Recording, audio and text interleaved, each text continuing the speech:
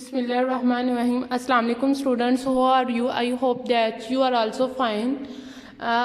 Today we will discuss about the chapter number 14 sets. ठीक है, lecture number 3 है आज का हमारा। और आज की हमारी जो डिस्कशन होगी सेट्स का एक टॉपिक है वेल डिफाइंड। लास्ट टाइम मैंने आप लोगों को बताया था कि वेल डिफाइंड क्या होता है। वेल डिफाइंड एक दफ़ा फिर आप लोगों को बताती चलूँगी अबाउट द वेल डिफाइंड। वो अगर हमें कोई सेट गिवन है, उस सेट में ये देखना है कि ये वाले जो भी नंबर्स, जो भी एलिमेंट्स गिवन है, उसको हम लोग पक्का 100% श्योर हैं कि क्या ये चीज़ वाकई है या नहीं। अगर श्योरिटी है हमारी 100%, तो फिर हम लोग कहेंगे ये वेल डिफाइंड है, पक्का कंफर्म है। अगर कंफर्म ना हो तो फिर हम लोग कहते हैं कि वो वेल डिफाइंड नहीं है।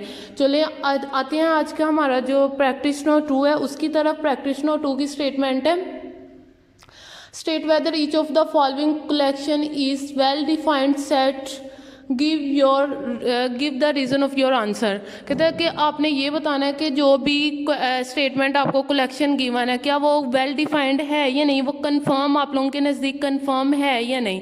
ठीक है, और अगर कंफर्म है तो फिर भी उसकी रीज़न बतानी है, अगर कंफर्म नहीं है तो फिर भी रीज़न बतानी है। ए पार्ट में है a movie well liked bye my classmates. इसका ये मतलब है, जो वर्ड्स सेट नोटेशन में लिखा गया इन वर्ड्स मीन्स ये है कि एक मूवी जो कि आप लोगों की सारी क्लास को पसंद है। तो बताएं कि क्लास में कुछ है इस तरह से कि एक मूवी है जो सबको पसंद हो।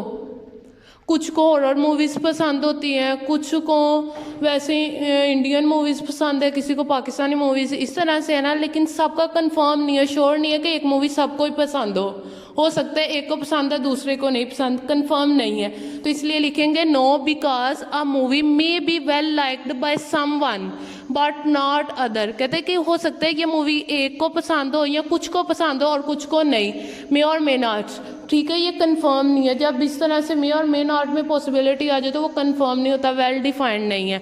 तो सेट ए जो है, जो कलेक्शन ऑफ सेट ए है, वो not a well defined. B की तरफ आते हैं, अ 14 years old pupil in my class। कहते हैं कि वो वाले प्यूपल्स या शागिर्द आप लोगों की क्लास में, वो स्टूडेंट्स जिनकी एज 14 से अबव है।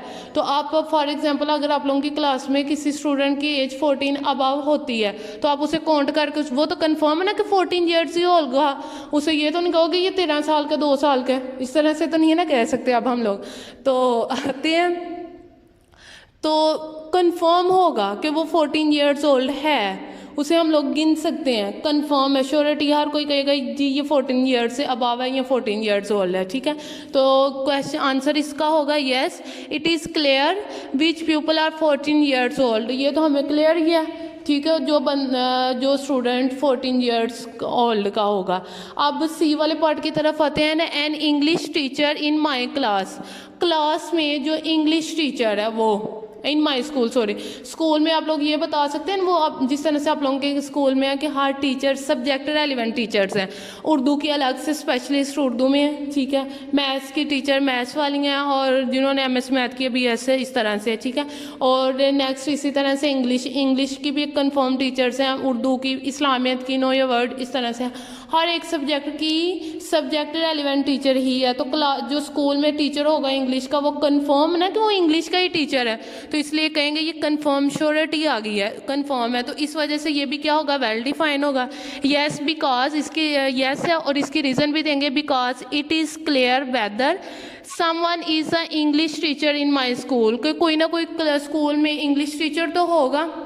ठीक है, इसी तरह से जो प्रैक्टिस नोट 2 है, वर्क एग्जाम्पल नंबर 2, ठीक है, वो आप लोगों ने खुद करनी है। वो भी सेम इसी तरह से, उसमें भी ये मूवी का बताया हुआ है 14 ईयर्स, या मैथ्स टीचर का 3rd वाला ऑप्शन है, तो वो आप लोग कर सकते हैं। इसी तरह से आप आते हैं आज का जो हमारा डायरी है वो है exercise number 14A, question number 5, homework और प्रैक्टिस। ये आप लोगों ने क्वेश्चन नंबर 5 में भी इसी तरह से होगा, वो आप लोगों ने बताना है कि ये वेल डिफाइंड है या नहीं। अगर आप लोगों को लग रहा है ये कंफर्म है, श्योरिटी है, तो फिर वो आप लोग उसको कहोगे कि yes well defined collection of set अगर नहीं है, आप लोग कंफर्म नहीं हो तो फिर वो वेल डिफाइंड नहीं होगा, तो उसमें नो लिखोगे और रीज़न दे देंगे आप लोग। ठीक हो गया। ये आप लोगों ने जो मैंने बताया अभी आप लोगों को क्वेश्चन नंबर एक्सरसाइज नंबर 14 है, क्वेश्चन नंबर 5 ये आप लोगों ने अपना सेपरेट रजिस्टर्स ले हैं, ठीक है, उस पर ये आप लोगों ने काम करना शुरू करें। ठीक है, तो स्टूडेंट्स आई होप आप लोगों को ये अच्छे तरीके से समझ आ चुकी होगी और इंशाल्लाह उम्मीद करती हूँ कि आप लोग क्वेश्चन नंबर 5 को इजीली वे में कर सकेंगे ये समझ के, और कीजिएगा। तो best of luck, take care of you and your family, अल्लाह हाफिज़।